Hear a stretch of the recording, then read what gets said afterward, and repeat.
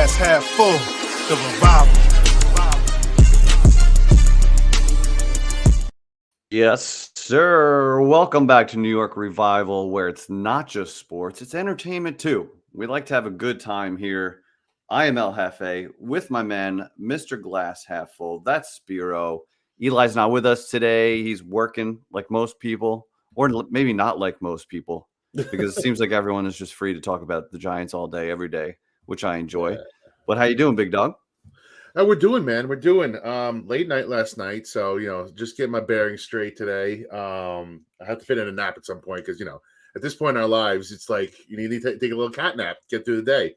I feel you. I feel you. On Yeah, that. but it was exciting last night. Finally, some watchable football. Had a good weekend. Went to the Rutgers game. Rutgers came back. Shout out Rutgers Scarlet Knights over there. Good weekend, but we want to react. We want to talk Giants football right off the bat. Like we can't wait till Tuesday sometimes, right? Like, and this is why we're here today. How are you feeling? First of all, I feel good. I was up till 1:30 in the morning, so probably feeling the same as you. But yeah, we have on our regular scheduled programming Tuesday night at 8:30. We've got Justin and Bobby from Talking Giants are join us. Going to join us, and we have the Beard from Authentic and the Beard to do a little preview of the Washington game. So we got like packed house, and we just couldn't wait. So we just had to do this. I hope you're enjoying my new background. Apparently it's all black and white today. That was not planned. None of this was planned, but it just worked out. Just worked out this way. There are no accidents. So I don't know about you. I'll just kick it off here. Kick it off, man. Went into that game. We were a 1-4 team going to Buffalo. That was chalked up as a loss, even preseason when we had higher expectations for the season and this team and how we'd perform. So I understood that would, by all means, be a loss after how the season unfolded so far, state of the offensive line. I expected this to be a complete ass whooping. So normally when Giants are playing meaningful football, you've seen me, you're the same way. We're psychopaths. We're up, we're jumping, we're high five, we're screaming at the TV, all of that. Last night I was feet up, relaxed. I mean, you were in a good mindset. Yeah, I kind of like almost like that numb stage that we talk about sometimes, right? We were watching the games, but it's just not the same. Like you just, when you know your season isn't going far, you just start to go to that place.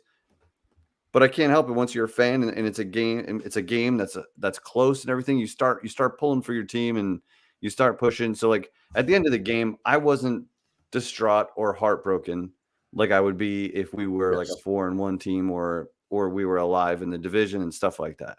Because number one, the refs, I would be tweeting about the refs all day, every day. You're writing the commissioner right now. Yeah, that's just not where the Giants are at. But like, what was your overall feeling after the game? We've somewhat come from the same angle, like not like Giants need to win this. Like it doesn't feel like this season's gonna happen for us. No, regardless. I know I'm stupid, man. I'm stupid. For me, it's like I always give a shit until like mathematically eliminated. I know we're already starting to talk about college players and who the next QB is at this point, and a lot of people are there. Like we're ready to transition. But like for me, like I went into the game thinking, hey, you know what? We predicted the score is like 30-13, 30. We thought double-digit losses for sure. It's 6-0. We're getting halfway through the second quarter, and we're like, all right, well, the defense is playing amazing. We're here now. Let's do something crazy and pull off a win. And then the halftime, the possession right before halftime happens. You're like, all right, well, I see ourselves losing. We're gonna go down 7-6 easily. It's gonna turn into a blowout. And we get further into the game, you start getting sucked in, and then you start thinking, "Hey, if we could just steal one, steal one. It's 2-4. You got Washington next. You start thinking stupid, Raiders, Jets. Like, you start thinking, hey, maybe there's something here. So like, I got sucked in, man. I got sucked in a little bit, but not to the point where like, you know what, like it wasn't getting to me emotionally. Like I was just like, this is like I was just laughing through the whole process. Like that's a bad call. That sucks, but. Watching a functional offense brings you back in again, right? It's like it was more enjoyable. Your heartbreak, the highs and lows weren't quite what they should be, right? But you're watching a team compete. This is the best game the defense played this year by far. The defense By was far. great. Fantastic. And the offense, I know you can easily point to no touchdowns and 9 points, but we know what happened at the end of the first half. Tyrod Taylor, big mistake. But Saquon still could have. It was 1 yard, right? A lot of teams pick that up and make that happen, but obviously that's healthy Saquon. Maybe scores. I mean, I feel like with 14 seconds on the clock, that's just got to be a passing play. It just has to. It gives you more chances. You got to have 2 or 3 chances with a passing play. So mismanagement there, mistake. We don't know what the communication was, from Dable to him, but Tyrod Taylor took responsibility for that one. But then the end of the game, we ended, on the 1 yard line too. So you got 3 field goals and you got 2 drives with no points and then right there, which means the offense was moving, right? That's basically 5 scoring drives in my mind that just didn't work out. So between the 20s is where the Giants have had problems, like keeping drives alive, giving the defense a break. Yes. And they did that. They had well over 300 yards of offense. Having Saquon back obviously is big. He is a difference maker. Football, he pops those 2 big runs, saved his day. Made the Giants kind of come alive, and then you have to respect him. So it changes everything. But let's talk about it. Elephant in the room. It isn't even an elephant. Tyrod Taylor. If you're not a stat guy and you're just watching the games, like with your eyes, you would say before this, can we have somebody out here that did something for us. No, sorry. Not you, 1T. Base. Appreciate you, man. Appreciate you. He was excited last night, standing for the last 9 minutes of the game. That's what we're talking about. Like, we were excited for the first time in a while. They pulled us in. They pulled us in. Fully, thank you, Base. Fully expect. You're the best, man. I don't have a bell or anything, but ding, ding, ding, ding, ding. If I did, we miss Eli for that. Our fearless leader, yes. But go on with what your question. I'm sorry for interrupting. We had to get Base in there. But that's all right. What was your vibe on the offense? Let's just say it how it is. What was your vibe on a Tyrod Taylor led offense versus Daniel Jones? There, I said it. And I hate to pit the two against each other because I think you have to, because they're performing essentially behind the same line, and I just think for this particular situation, the way we have our team set up, the way this offensive line is performing, Tyrod Taylor gives the team the best chance to be a functional offense, right? Like, we're not saying Tyrod Taylor is making this offense look like the greatest show on turf. They don't look like Miami, they didn't magically jump from one thing to another. Nobody's looking like Miami. No. But Tyrod, at least what he does is he could elude the pass rush, and he's decisive. He plays with conviction. So, like, he's throwing the ball deep. He's it doesn't matter what's going on around him. His eternal clock's not fucked up yet. He's eluding the pass rush and looking down the field. And that was the difference really between him and DJ, where DJ kind of seems like he's running for his life. His eternal clock is messed up. He's running when he's getting out of the pocket when he doesn't have to. So Thomas is a pro. He's a vet, and he looked like that. He moved the offense. So, so you like? I don't know. What did you think? Yeah, I liked it, man. I don't want to. This is not a knock on DJ per se, as much as it is like Tyrod is what this. It gave him a jolt, and I said this before. It's like pulling your goalie, right? It's like pulling your goalie when your team's getting smoked. The rest of the team felt like the rest of the team got a jolt, right? They picked up the pace. And I think that's what it is. So hold on. Wait, before we get to this, I see something back here. I see something. Hey. You're muted, Eli. Come off mute. Come off mute. Oh, there you go. God. You guys, this had to be so important that you guys go live. And I'm like, man, I'm at work. So here I am, real quick, fast, before I get back into things. What did I tell you? I told you guys about 2-3 weeks ago, right? I said, if Tyrod Taylor moves this offense better than Daniel Jones, them whispers are going to come very loud, right? Here we are. Here we are. Predicted it again. New York Revival predicted this again. Here we are. Talking about how Tyrod moved his offense. Now, again, he didn't score points, right? Everybody's like, well, he didn't score no points. He didn't have a touchdown. DJ didn't score no points until the second half of Arizona. What are we talking about? Let's not start moving this goalpost back and forth. And again, this is not bashing Daniel Jones. It's just give credit when it's due. Yeah. The guy moved the offense much better than Daniel Jones. He actually threw it up to playmakers. They gave those 50-50 Yes. balls a shot to Darius Slayton, to Waller, to Jalen Hyatt. He just threw it up and had those wide receivers go make those plays. That's what he did, and that's something Daniel Jones is gun shy of doing. Now, when we ask for this consistent play at quarterback, period. End of story. I don't care how much he's paid. He's supposed to make those throws. Yo, throw it. That's all we ask Just throw for it. out Just a throw it. quarterback. Throw the ball, give the wide receivers a chance to make it. If it's not I say about a 75% chance of them catching it, Daniel Jones is not throwing that ball. He's checking it down a good percentage of the time. I'm sorry. He is. Tyrod was like, I got nothing to lose. Throw. Let those guys go make the play. That was it. He made a couple bonehead plays. Don't get it twisted, but we need our quarterback to be that daring. And if Daniel Jones is watching on the sideline, he needs to be like, you know what? I got to take this and I got to run with it. It'll be interesting. See what they can do. He's a vet.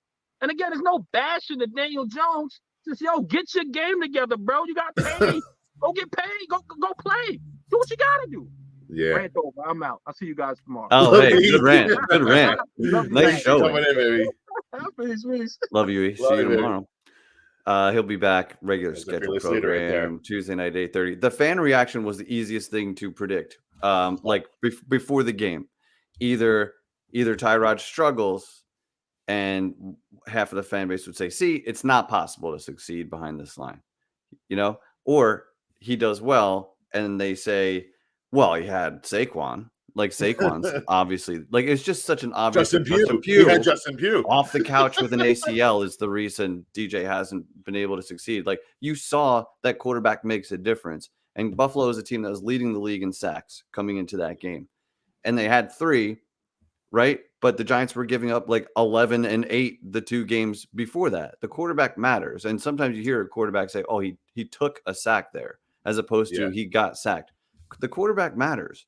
And the decisions they make in the pocket matter. And there's a way to escape sacks. And there's a way to be smart. Yeah. And decisive. Tyrod. And then another excuse I saw is that, Tyrod is playing loose. He doesn't have all the pressure. He's not mentally broken. Like, just stop. Just you don't just have call to do it. You don't just, have to do just like be a Giants fan and say, wow, the offense actually was better. Like, that should be a good thing. It doesn't have to. Not everything has to be a war. So, go ahead. And I just want to say this: like, yes, we didn't score a touchdown, but they got the ball down to the 1 on 2 possessions, and they didn't go through a full complement of that possession to try and punch it in. They just ran out of time both times. I know that's a like kind of an excuse, but like typically you get to the 1, you're going to have 3 downs to try and punch it in. Yeah. It's just unfortunate. It was the last possession of each half, and they literally didn't get a full complement of downs to try and punch it in. So like that is a factor. Like, you can't dismiss that and just say, hey, if you just say 9 points, it's just lazy. It's lazy because like you didn't watch. There's no context to that. No context. So like add a little context.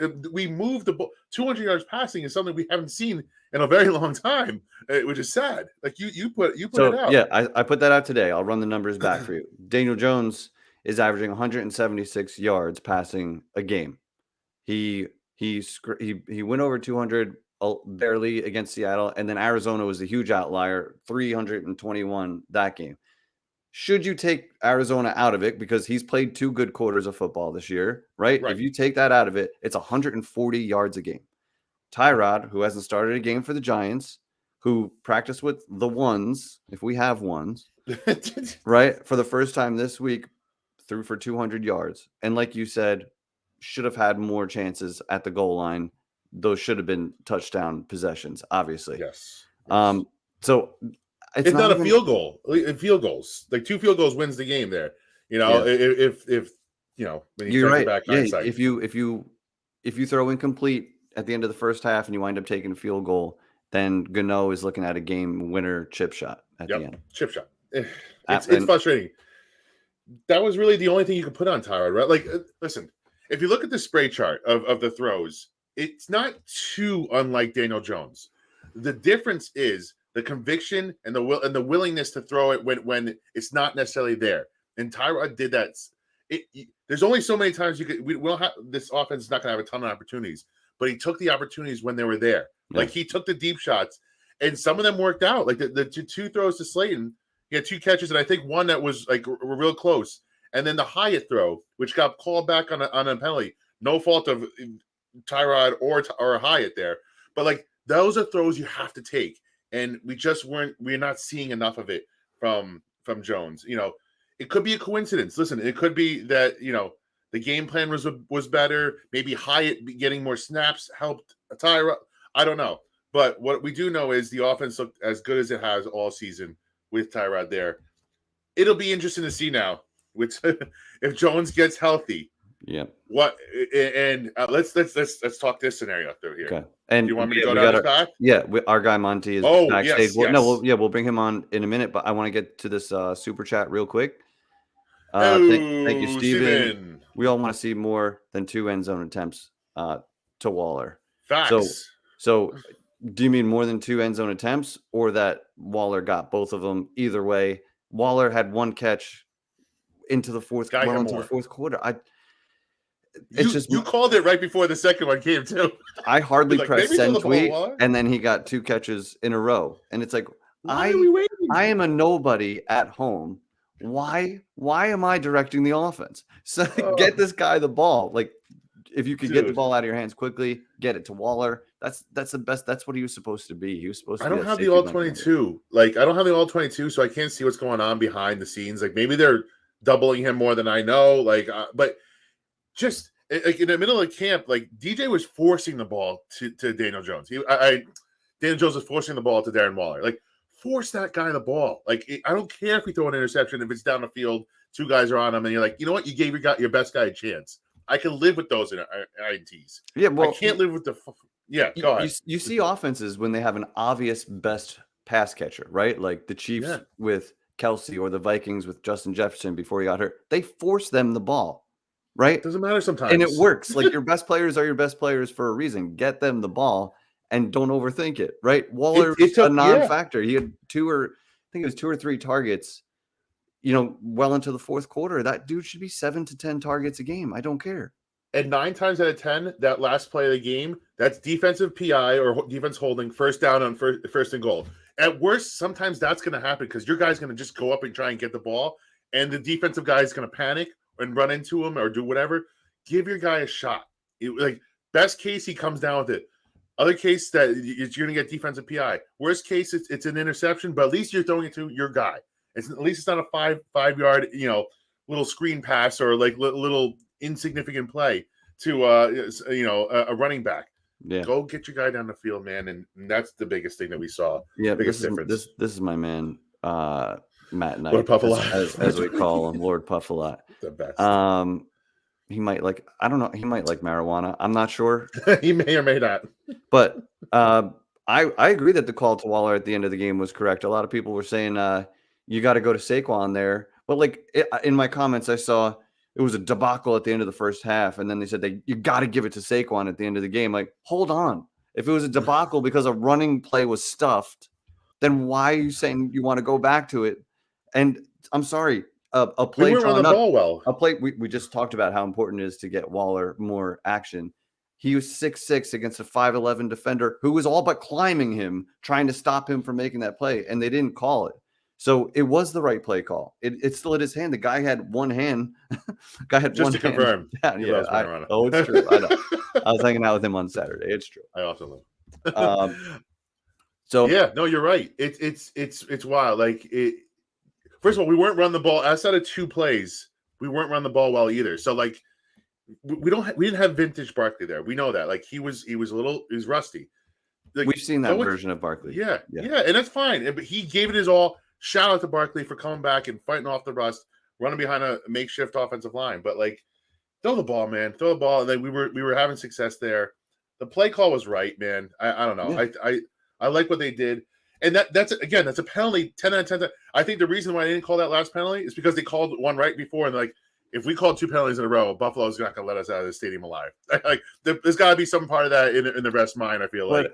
I know, but that's horseshit. It's horseshit. It's absolutely horseshit. After a night where there were, I think, 3 phantom calls. Illegal man downfield. The rules expert comes on and goes, that is not a penalty. And then the roughing the passer, he's like, I see nothing there. He didn't didn't tackle him, didn't hit his head, nothing. He just touched him. Penalty.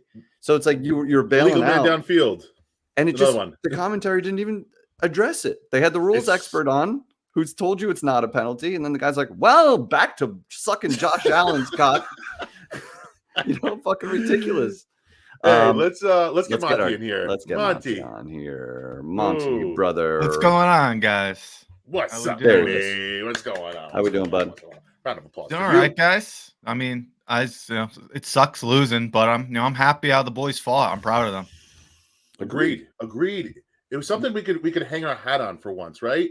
Like, I hate moral victories, but like, it was watchable football for the first time in a long time. At this point, I'll take moral victories. That's where we are in this season. I'm all for moral victories at this point. Like we have had unwatchable, one of the worst teams that we've seen in recent history. Not even just the Giants, but in the NFL. Absolutely horrendous. And we look good this week. I mean, our defense looked legitimately great, and our offense. They operated. We haven't been able to say that. So absolutely. On the defensive side, Bobby O, man, I don't know if he's just finally got the scheme, second nature, just doesn't have to overthink anything anymore. But he was just flying around like an athlete, like we wanted him to be. Thank you, Base. Just posted this. Actually, just saw that. Lost the comment. Hang on. Mika. Hey, Micah. Dude, he's been good, under the radar good this year. And those were the top on our team, 90.8 and 87.9, offense or defense. That was the top on our team. It's what you know what, and can we shout out somebody else here that came through that we've been bitching about for a long time? Shout out Evan Neal. Evan Neal, it was in a bad spot against one of the top pass rushes in the NFL, and I think Monty, we were talking about. I think we can count one, maybe two or three pass rushes throughout the whole game, which is a huge improvement for him, right? Yeah, PFF actually is up now with all this stuff, and he was counted for 3 pressures, so that's not that bad. So that's a huge improvement for him. And I honestly, you're right, because I don't remember cursing his name or yelling at him or anything, which is a good sign. I noticed in the first half, very obvious that Pugh was settling in. I mean, you could tell there was communication problem, not used to snap count. Stuff like that. He jumped, I think, twice, and then he gave up at least 1 sack. I'm not sure how many were credited to him, but it was 2 sacks, I think they credited. But he paid. I'm sure he was only there a week. He practiced all week at guard, and after 7 snaps, we need a left tackle. So he has to slide to the hardest position on the line like that.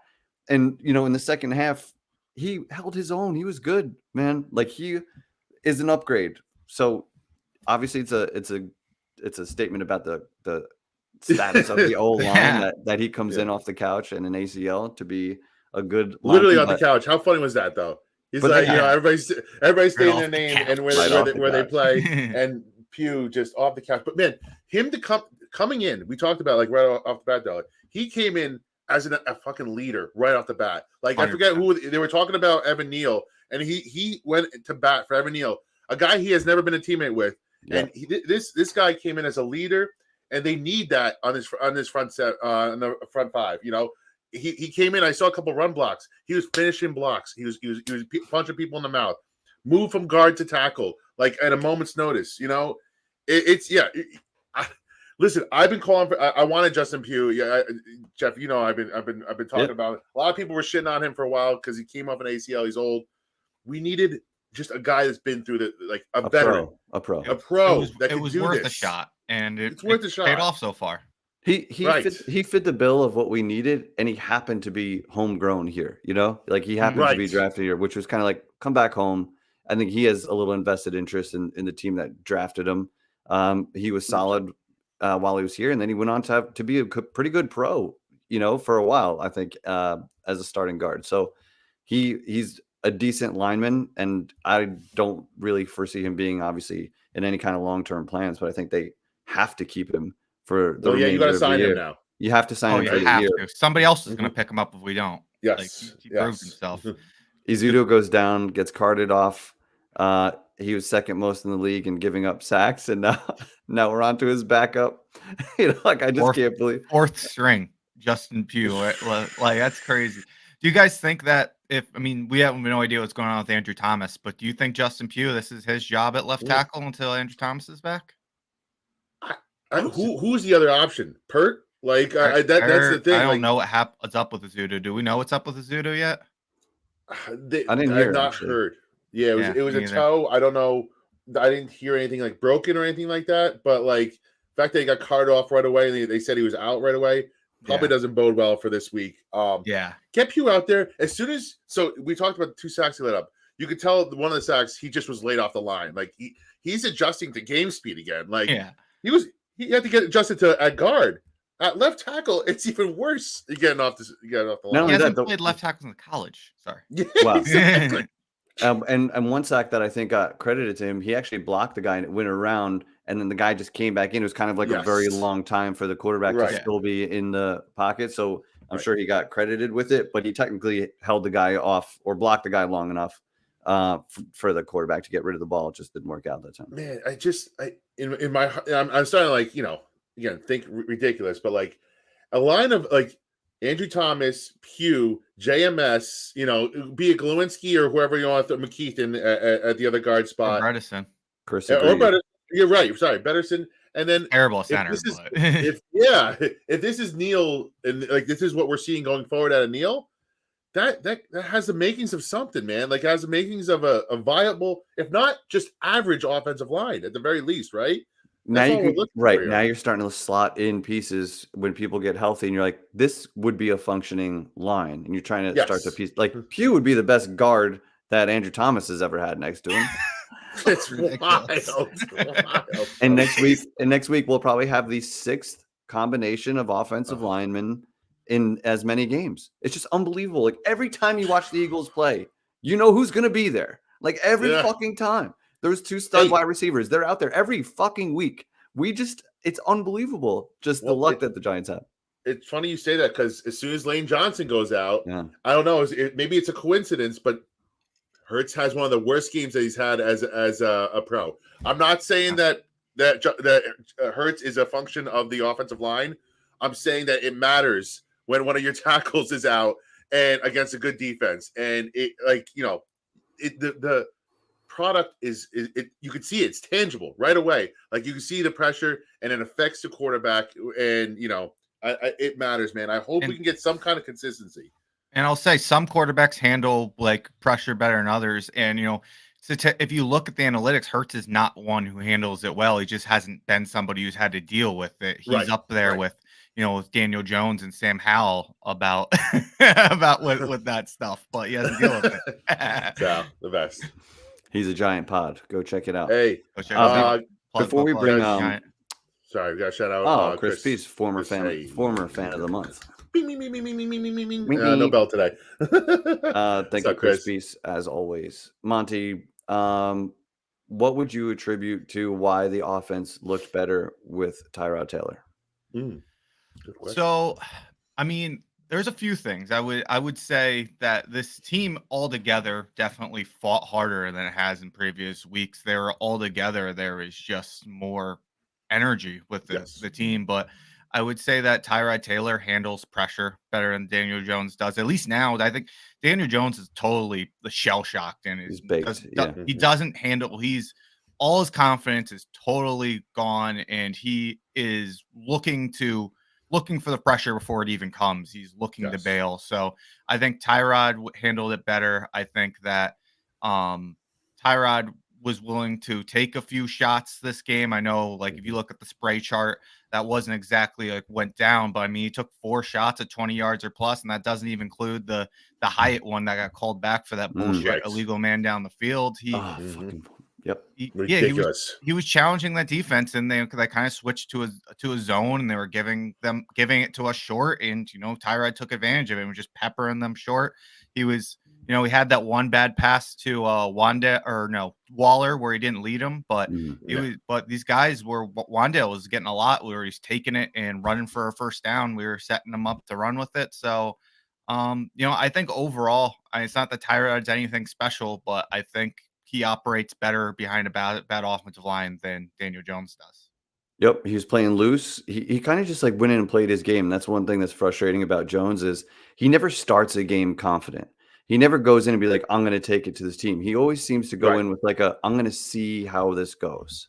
Yeah, he like needs the first like positive for him to like roll off. He doesn't play confident. His best games are like when I don't know, when he just gets hot and then he stays hot, but he never starts a game taking it to the other team. Like, I don't know. Am I crazy or I just don't feel like he ever starts confident. He's just not a confident dude.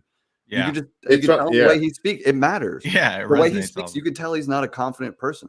So I don't know. It's all related to me. And I'd rather have a confident guy back there with a ton of experience than a dude who's shell-shocked and mentally broken.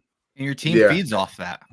Yep. The whole defense too. Like the defense felt energized. The offense felt energized. Everybody like had an extra pep their step.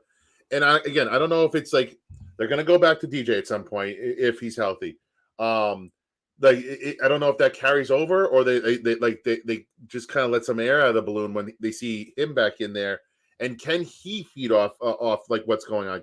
Did taking a step back and sitting on the sidelines watching what went down, does that like maybe help him take a breather, mental check, and get back into it? That'll be interesting to see going forward because DJ is going to get another shot again. If this neck injury isn't worse than they're leading on, so it'll be interesting. And then what happens if he goes and shits the bed again?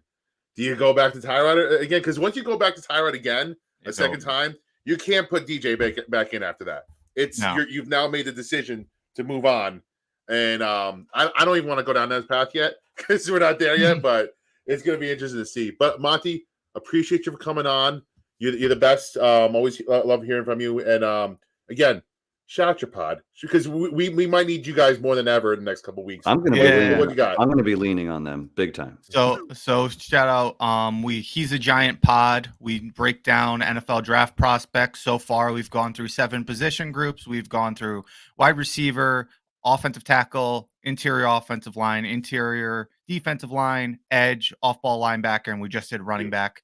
We have tight end coming up this week. Then we're going to do defensive backs, and then we're going to finish up with quarterback. And we have I think we're going to do 10 quarterbacks. We've been doing 5 for each group. It's the deepest quarterback class I think I've ever seen. So we're going to do 10 QBs. We're either going to do a mega episode or 2 episodes. We haven't figured it out yet, but keep an eye out for that. He's a Giant comes out every single week. We're on YouTube and all podcasts. Also, shout out Big Blue Beards every Thursday. We'll be on there too. So come hang out with me, Sergeant Smooth over there. So, but yeah, dude, thank you guys for having me on. Good Monty, last question. If the Giants pick number 2 overall or number 12 overall, are they taking a quarterback?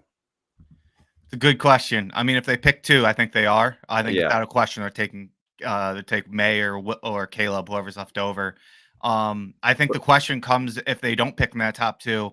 This is such a deep quarterback class. Do you how much of a difference do you see these guys? Do you think you can maybe trade back in the end of round 1 and get a guy that's in the same tier? I don't know how they'll end up viewing it, but it's a long college season ahead. Well, if I know the Giants, like I think I do, they're going to win 5 games and we'll be way out of the sweepstakes. Yeah, we'll have lots of discussions about how to handle this because there's going to be lots of ways to go about it.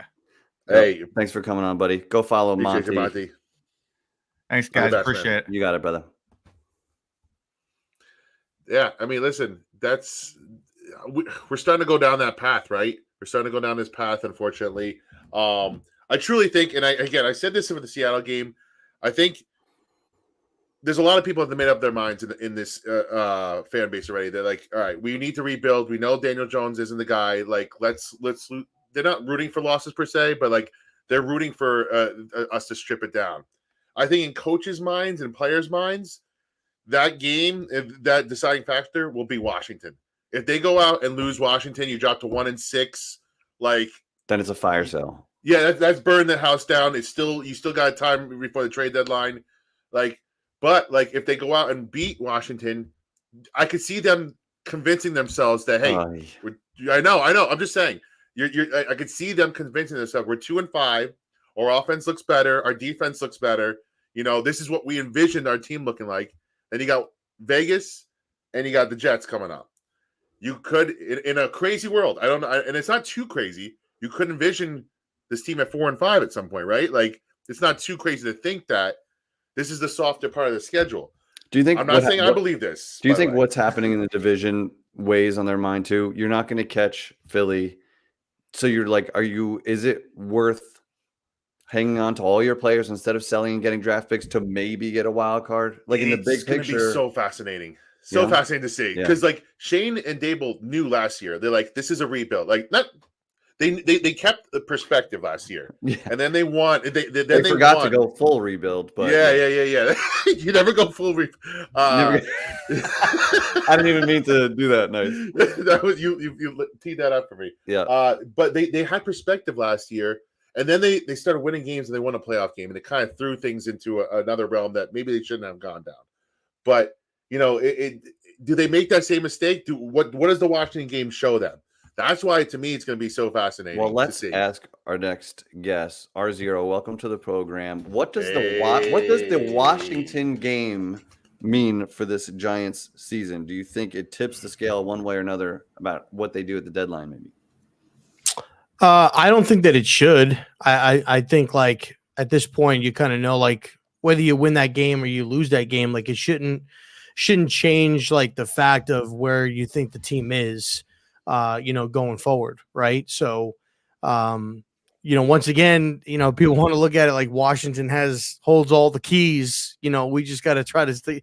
They had it last year, they've got it now. But no, I think going into the Washington game, saying like, okay, if we win this game, maybe we don't sell our players. Maybe we could still salvage a season, or we lose this game. Okay, we lost. Now we can start, selling off stuff. I mean, you're 1-5. The probability I think that you have of making the playoffs is like less than 5% right now or something like that. So like it's the season's over.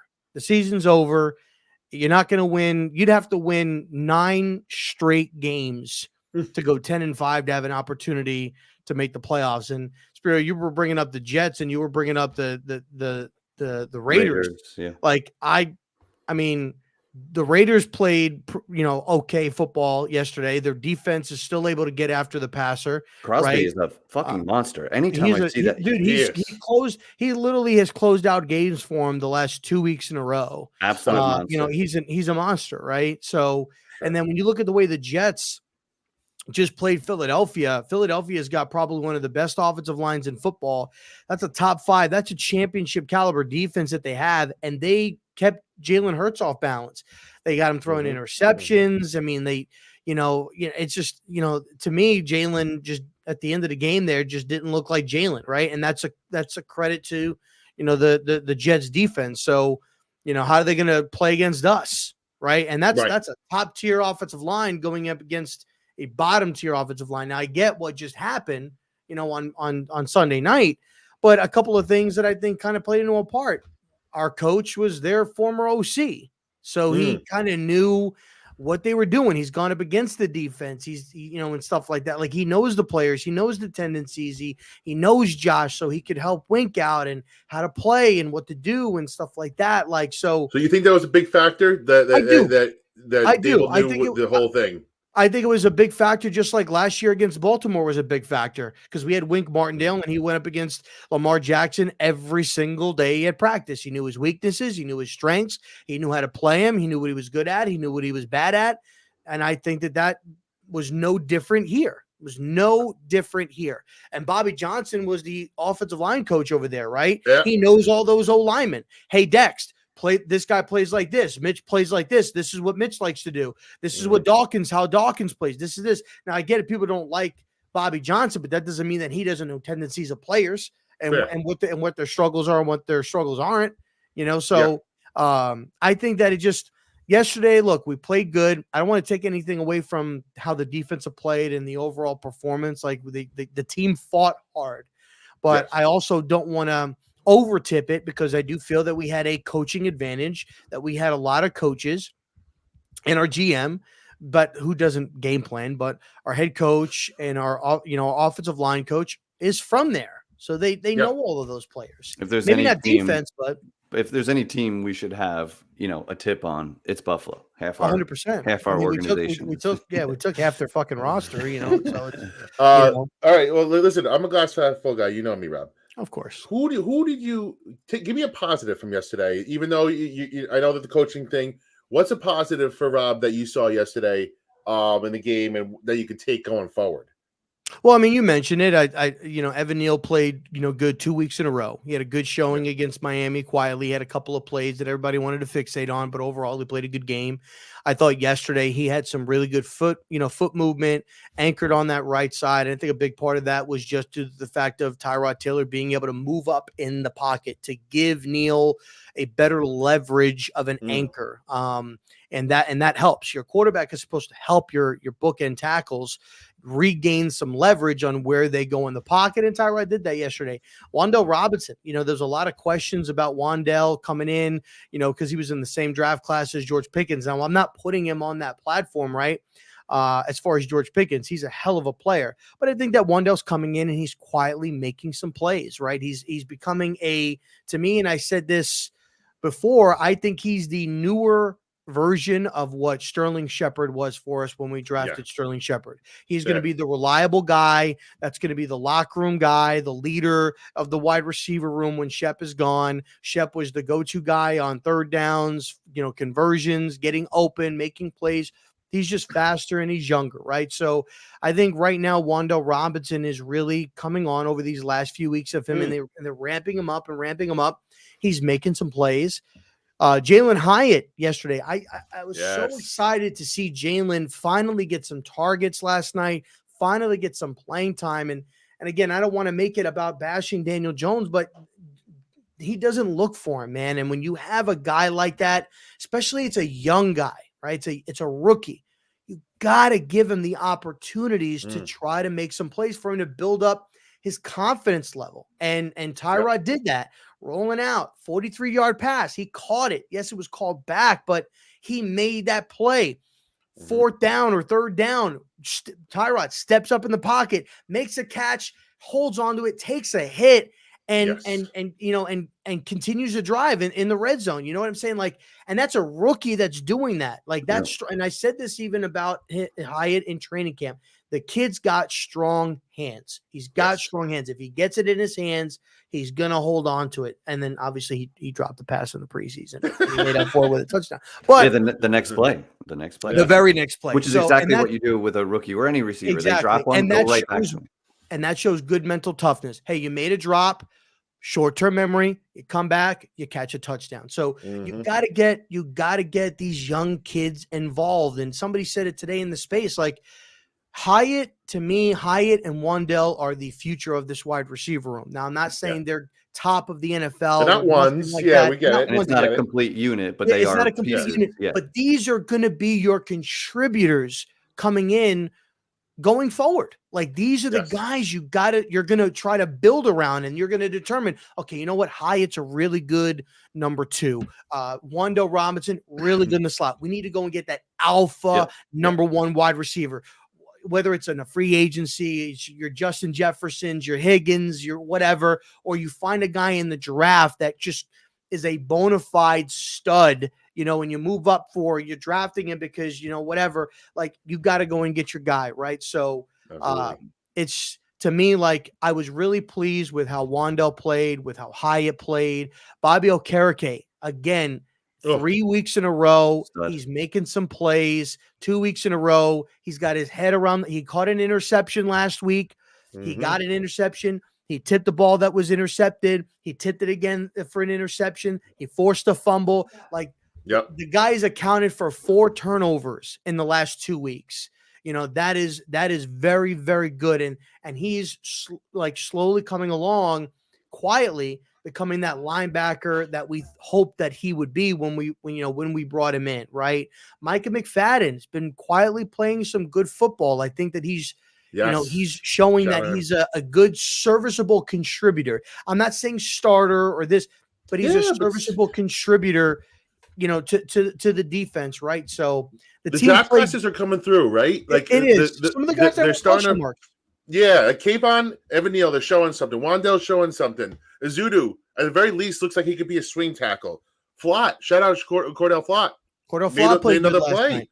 Yeah, there's DJ Davidson. We've been seeing something. Marcus McKeithen, Hyatt, JMS, Tay Banks looks phenomenal. Banks last night looked very, very good. I think somebody read off the stats for Diggs. He had like 10 catches for like 100 yards or something like that.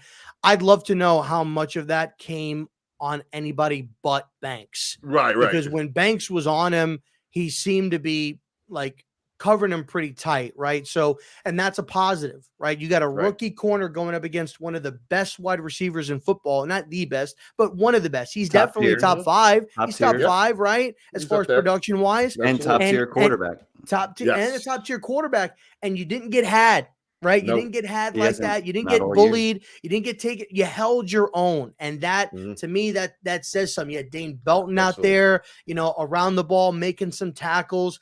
And you know what, you brought up Flott. Dory goes down with the injury. He gets hurt. He's out for the game. Flott comes in, and you know what? He played some good football, right? And I think right there, I don't know what a Dory story is, how long he's going to be out, the severity. I think he came back in. I think he ended up he ended up coming back in. Okay, yeah. So it just look, at the end of the day, I was happy to see the boys perform. They fought last night, and I think it just really.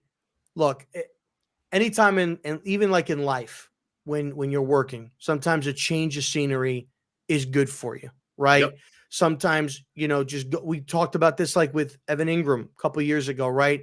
Maybe a change of scene would do him good. He goes to Jacksonville and he's playing great, right?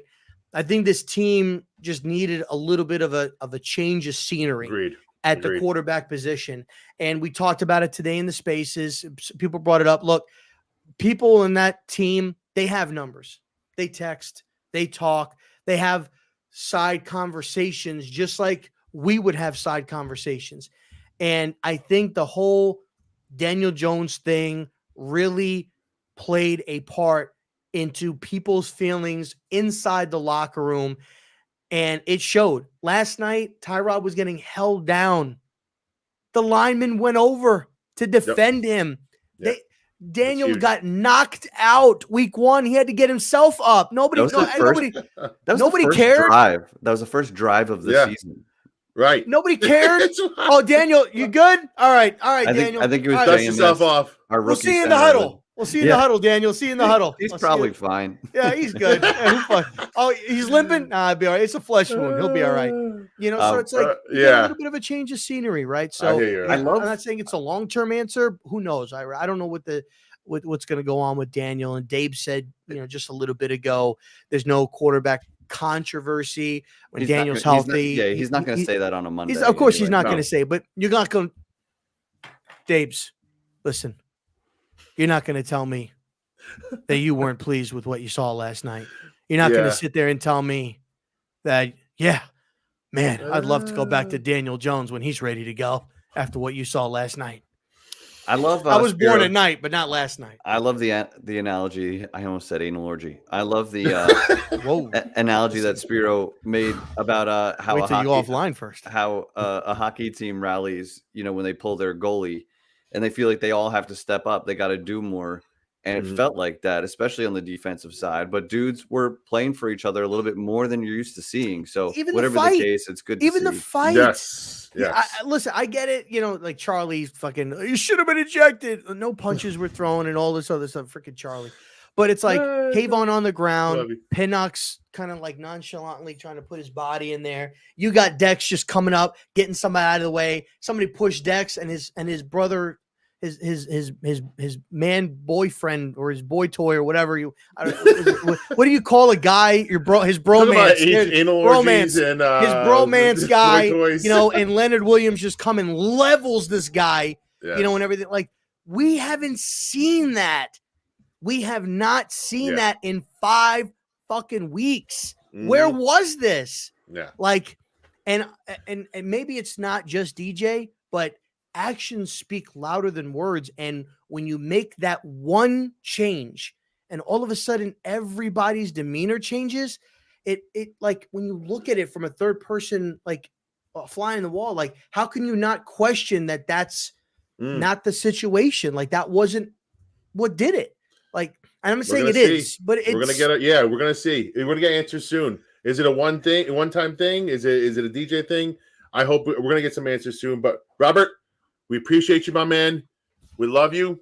Thank you for coming on as always. Love you guys, man. And thank you, we'll Robbie. catch you in your you gonna be on YouTube anywhere recently, or are you taking your time off? I don't know. I gotta talk with Pest. Obviously, he's going through some stuff. Yo, so shout out Pest. Hopefully he's I all don't right. know. I don't know what's going to be going on Wednesdays. Well, we'll see his faces regardless. Well, yeah, I'll definitely be in his face. But if worst case scenario, I might try to do like my own thing on Wednesdays. Shout out, On my YouTube channel. So, right. if I decide to do that, anybody that wants to come on, talk a little bit, whatever, might try to do that. But other than that, man, just chill. We're there. Just Twitter Spaces. All right, Rob. You're the best. See you out there, Robbie. Love Thanks, you, man. Love you guys. Peace, bro. All right. Hey. R to the 0 to the B. I mean, listen, we have one more special guest. I think we should bring him in, wrap this up with our non-content friend. No, he's definitely not a content creator. Non-content friend. He just spits facts all day long. Yes, he's just a bit. And now he finally has a pod. He's the other half of He's a Giant Pod with Monty. It's Sal. It's Queen's Let's guy. Go, Sal. What's going on? What's up, buddy? guys? How we doing? How we doing, sir? I'm good. Just on my lunch break for a few more minutes. Yes, come through. Whatever, I didn't hear all of it. Whatever Monty told you was obviously a lie. So whoever's listening, just remember, he's a liar. We know that, Yes. I shaved the beard yesterday. I fucked up. I was trying to trim it. I was like, oh fuck. The worst. Once you fuck it up, you just got to start over. Now you got to wait 3 more weeks for something. Yeah, I just shave once a month. It's fine. So I want to go over the offensive line stuff because PFF came out with their scores for what it's worth. Yes. Let's hear it. And so the narrative last night was, oh, well, Tyrod got much better offensive line play than we've seen before. Here are the actual numbers. Our top rank overall lineman was Josh Azudu in his 9 snaps with an overall pass blocking grade of 24 and a run blocking of 80 and an overall of 69. The next highest lineman was Jalen Mayfield in his 1 snap. We got a 60 and a 59. He had 1 run blocking snap. The next highest blocker in terms of PFF grade was Mark Lewinsky. He's the only one who was good out of the reps he got. He had 77 reps at guard. He had a pass blocking grade of 74, run blocking of 51, and an overall of 58. So he was respectable. Then Evan Neal, who had an overall of 57, pass blocking of 51, and a run blocking of 65. You could see the 60. He was blocking well for Saquon, especially in the second half. Yes. And then the lowest 3 Giant offensive players on PFF were Marcus McKeithen, Justin Pugh, and Ben Bredesen. I'm talking about of all players. So McKeithen, 52 overall, 55 pass blocking, 50 run blocking. Pugh, 51 overall, 54 pass blocking, 63 run blocking. And Bredesen, 47 overall, 45 pass blocking, 46 run blocking. So again, if you compare it to last week, maybe a touch better, you know, but it's still shitty. And the bottom line is they're not very good. And the difference we saw last night had nothing to do with individual offensive line performance, because that's how PFF grades, right? They grade based on whether you trust it or not. That's a different issue. But they say they grade based on individual reps. Did you win your rep? Did you lose your rep? Did you give up pressure? Did you give up a hurry? And would there have been a hurry if the quarterback didn't move? Things like that. So they didn't really do well. The difference was not the line. I would be really curious to know what Pugh's grade would be for first half versus second half, because he obviously had 2 penalties, gave up at least 1 sack in the first half. And then the second half, I'm curious about how you saw his adjustment. He got better. I agree. He definitely got better in the second half. I would agree. And look, I mean, to be fair to Justin Pugh, like the guy had, when was the last time he played left tackle? Like as a Giant, you know? Like he hasn't. Does he have 100? Did he have 100 snaps at it? I saw something like 98% of his career snaps are at guard or something, but he has like a handful at tackle. I feel like I think he played some like in a pinch hitting role for us, but when in his first go around, but nothing steady. So he got thrown into the fire and he did a decent job, but he wasn't good. And he gave up 2 sacks, a bunch of pressure. Like he did as well as you would expect for a guy coming off the street. No, I don't think the line was better. I think we still face the same line issues. The line is not good. It's a talent issue. It's a scouting issue. It's a coaching issue. I think that still has to be addressed. But the reason they look functional has everything to do with the quarterback, plain and simple. I was just going to say, before you get back to work, talk to me about this Tyrod Taylor-led offense and maybe why if you think it looked better. It looked better. Oh, it definitely looked better. It was functional. I think that's the way to look at it. It was functional. And I'm not doing victory laps over an offense that scored 9 points, but I mean, let's be real. Like you guys had mentioned, like 2 of the drives ended on the 1 yard line in really weird circumstance. At minimum, you'd expect some points from those drives, right? Right. So you probably would have put on at least like 15, 16 points, which would have been more than our average against a top tier defense. Yes. They moved the ball pretty easily down the field on a lot of drives. One thing I noticed, I don't know if you guys noticed it, is because he took those shots early, they had to respect his deep game, and they were playing zone. They were playing zone. Like we never see anybody playing zone on us. They were always coming downhill. We never back anybody up. I was specifically looking at the box, which had lightened up as the game went on. They had like 8, 9 guys at the box at one point early on in the game, and then when you start loosening up at the Hyatt throws, the Slayton throws, you start seeing lighter 7 people in the box at that point. It just works. Everything works in concert with each other, right? Like the quarterback helps the line helps the quarterback, the offensive play calling helps everybody. Like it all works together. And whatever was going on with Daniel Jones was a mess. Not necessarily just him, but it was a mess. This looked night and day better. Points aside, it looked competent. I think that's the way that's what I look at it. And it looked like all of a sudden, like you could see space for the receivers. You could see the ball getting thrown into windows. You could see the quarterback moving around. There's nothing special about Tyrod. Like he's a journeyman backup for a reason. But the fact that he could do that, and I mentioned this to Authentic on one of his tweets, like it's not so much like a glorification of Tyrod. The fact that we're even having a discussion that perhaps our backup journeyman quarterback makes our offense look more functional than our $160 million starter is an indictment on the Giants' quarterback decision making. And unfortunately, that's where we are. And that's not to say he's going to be the starter. Like, there's no way he should be the starter. If Jones is healthy, he should play. But man, like this is where we are. So people who are arguing, well, no, Jones is better than Tyrod. If you're arguing that point, if that's even a discussion. Exactly. The fact that it's a discussion is the problem. That's the problem. Right. So. If you have to bash what Tyrod Taylor did last night, you are beyond insecure about your starting quarterback. Yeah. Because what he did as a backup quarterback in Buffalo, I thought was impressive despite the 9 points. You know what I mean? Like there were 5 or 6 drives that got us in scoring position, either in red zone or field goal. Yeah. And I mean, I don't know if Jones is going to play next week or not, when he's going to play next, but I'm curious to see how teams play us, how our line responds, how our players respond, if he does, and see if there's a difference. I don't think I mean, you guys know how I feel. I don't need a whole lot more evidence. I think we have plenty of evidence on what we've got in the quarterback room. And as far as I'm concerned, we have a first-round need, plain and simple. I don't care about his forget about his contract. We have a first-round need coming up into this year. There's nothing that's going to happen this year that's going to change my view on that. Even if they went and won a few games, which honestly I don't think they're going to make a lot of noise because they're just not a very good team yet. But let's say they won 4 or 5 games. Does that change the fact that we have a first-round need? I don't think so. Not in my opinion, at least. So, like, I think Tyrod kind of showed that you need to get better at this. You have a lot of fans. You got a lot of fans in here, so you got the biggest content creator in the world. Do I? Oh, you probably can't see. That's what Momo said here. We got the biggest content creator on. Oh God, yeah, no, facilitator. Let me tell you something about that. Monty does all the damn work. I swear to God, he's your tech guy, right? He's my Dave Gettleman IT guy. He's got the Wii. Yeah. He's got the cut ups. He does all the work. I literally just show up. I'm not joking. Yeah, Monty's the man. He helped us out, and he still does from time to time. He helped us out. Jack of all trades, right there.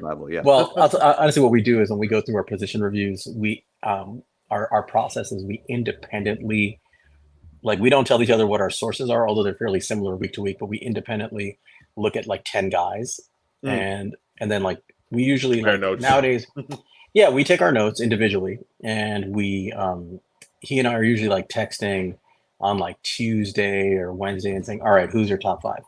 And we just simultaneously kind of send each other the top 5. We usually are on the same page or close to it.